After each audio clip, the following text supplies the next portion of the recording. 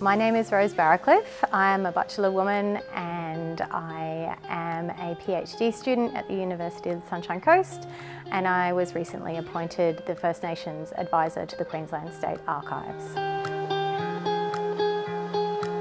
The role is new and really it's supporting the Queensland State Archives in assisting the Queensland Government with their pathway to treaty.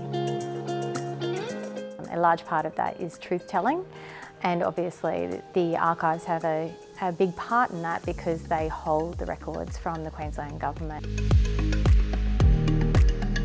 So my PhD is about archival practice and how that impacts on the representation of Indigenous peoples, which then, how does that impact on what we know as history? And I made a mini documentary series, which is what became the exhibition.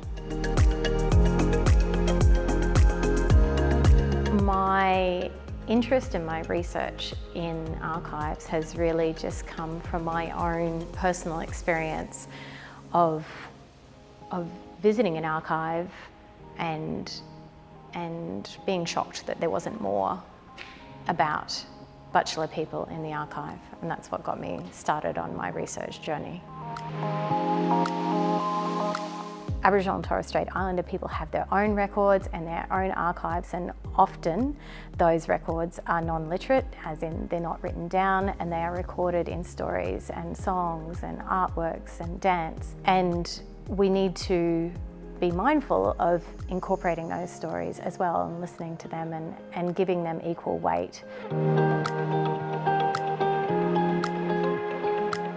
My role is helping them to think about representation and agency of First Nations people in that process of truth-telling, and how Queensland State Archives going forward can be a place that supports Indigenous people in this state in taking control of their own narratives and knowing their histories.